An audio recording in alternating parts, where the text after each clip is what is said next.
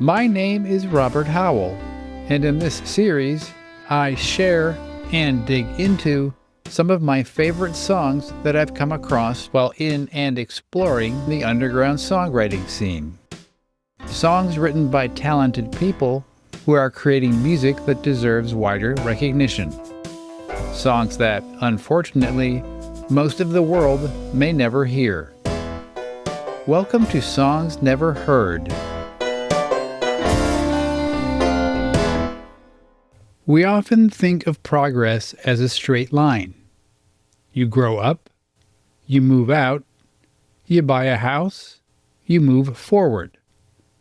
But for an entire generation, that line has become a circle. This episode's song captures that specific modern vertigo, the realization that sometimes the only way to move forward is to actually go backward. Let's hear Move Back Home by Summersets.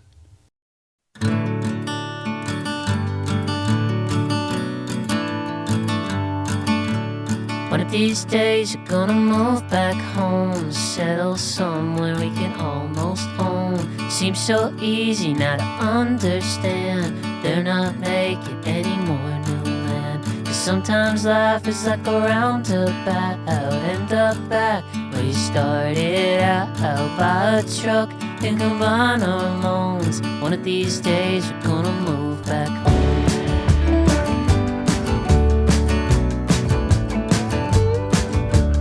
One of these nights I'm gonna get some sleep.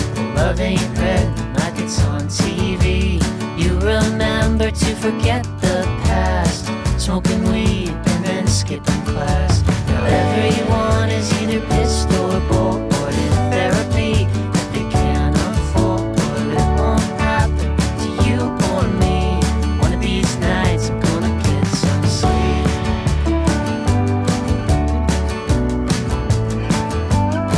So come on little honey, don't you break my heart.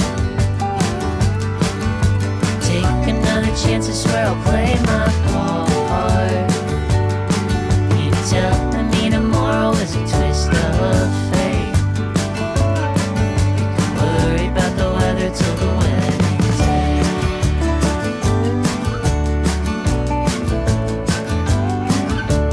One of these weeks I'm gonna pay my bills, kick the habit, money smoking kills. I will try, but could you cut some slack? Turn around until you turn right back. 'Cause I'm a chip off an old man's bar. You're no stranger to the cheapest talk.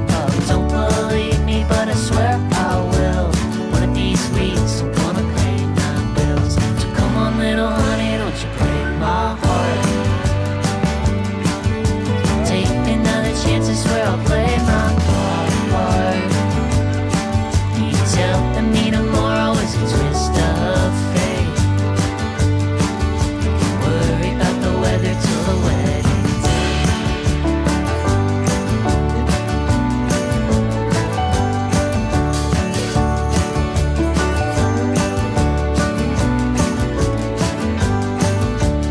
One of these days you're gonna finally see that you and I were always meant to be. Dead end dreams didn't get too far. Wherever I go, honey, there you are. Sometimes love is like a roundabout, falling in and falling out. Rather this than end up alone. One of these days we're gonna move back home. One of these days we're gonna move back home.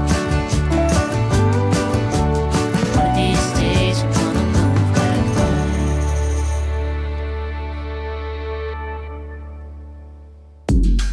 Songs Never Heard. If you weren't paying close attention to the lyrics, you might mistake this for a lost track from the late 50s or early 60s. It has that warm, close harmony sound reminiscent of Simon and Garfunkel or the Everly Brothers. But that sonic nostalgia creates a fascinating tension because the subject matter is jarringly modern.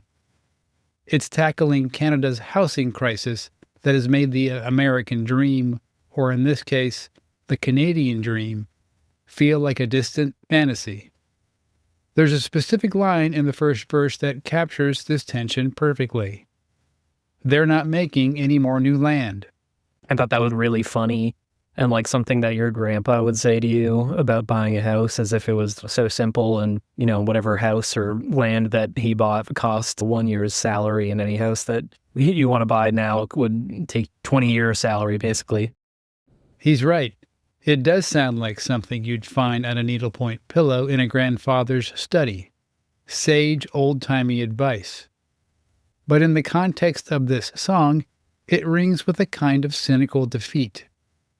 The gap between the simple advice of the past and the economic reality of the present is where the song lives.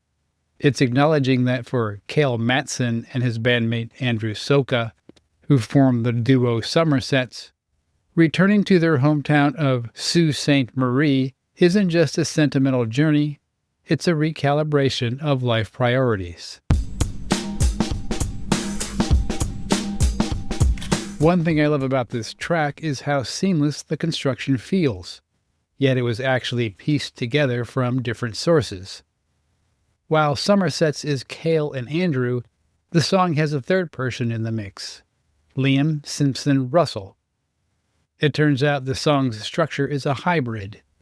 The A section of the verses, that melody that pulls you in right away, was actually something Liam had written for something else entirely. Cale took that fragment, added the B section, and built the concept of moving back home around it. But we wrote all the lyrics together for it and created the character and the structure about how it's put together. That collaborative process, taking Liam's existing melody and retrofitting it with new meaning, might seem backwards itself. But it's fitting for a song about moving in unexpected directions. The A section became the foundation, and Cale built the house on top of it. The character they invented to inhabit that house is interesting. He's not a hero. He's a bit of a fuck-up, in Cale's words, someone who's trying to do the right thing by his partner but keeps stumbling. And because of that, the lyrics balance on a fine line between tragedy and comedy. Take the line in the second verse, in therapy that they can't afford. Everyone is either pissed or bored in therapy that they can't afford. It strikes me as such a clinical, practical observation to put in a folksy-sounding song. It grounds the track in a harsh financial reality.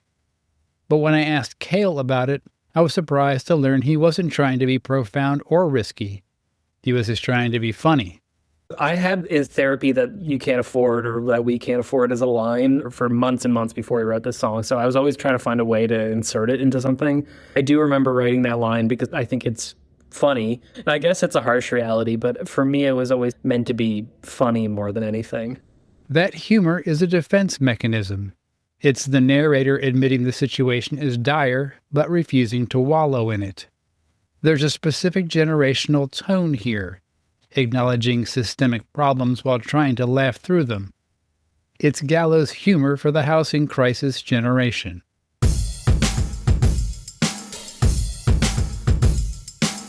There's a specific moment in the vocal delivery that catches my ear every time. It happens on words like roundabout and block. Most singers would sing the word block as a single punchy syllable, but here it gets stretched and bent into two distinct sounds.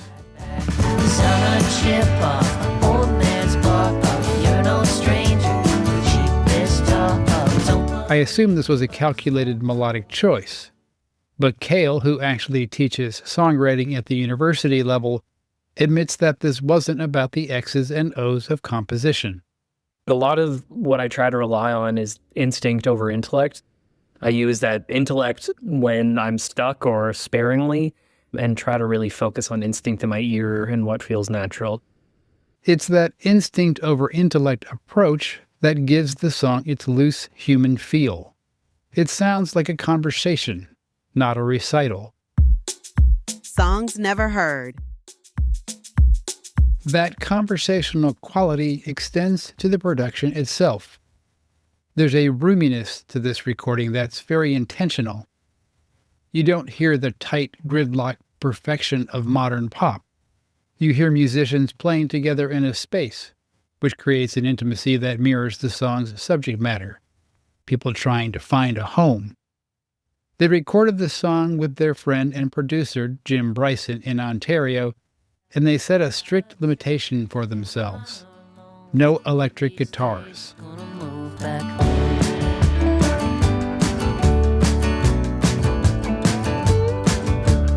One of these That slide sound you hear isn't an electric lap steel, it's a dobro.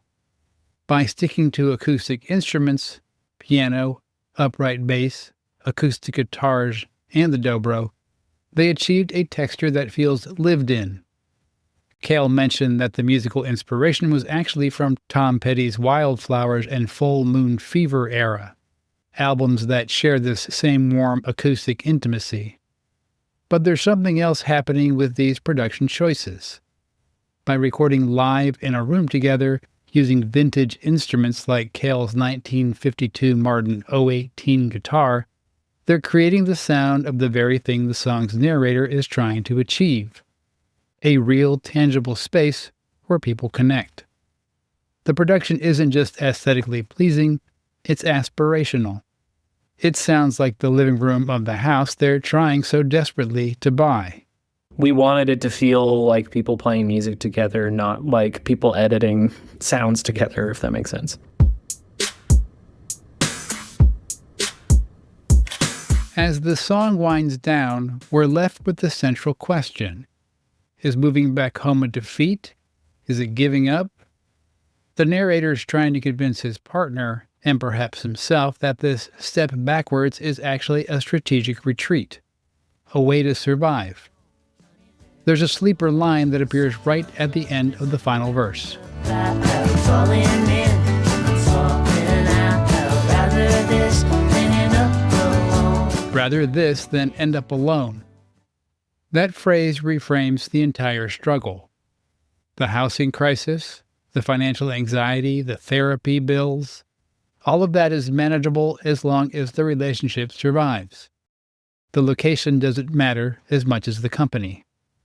And for Cale personally, there was another layer of truth woven into the lyrics. He mentioned the line, "One of these nights I'm going to get some sleep." I remember I was really sleeping terribly at this time, so it was pretty autobiographical.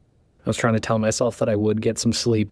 Also, I would tell myself that one day I'm going to own a house. It's a song about the things we tell ourselves to get through the night. Whether it's promising to pay the bills, promising to get some sleep, or promising that moving back to where we started is actually the start of something new. One of these days we're gonna move back home. One of these days we're gonna move back home. One of these days we're gonna move back home.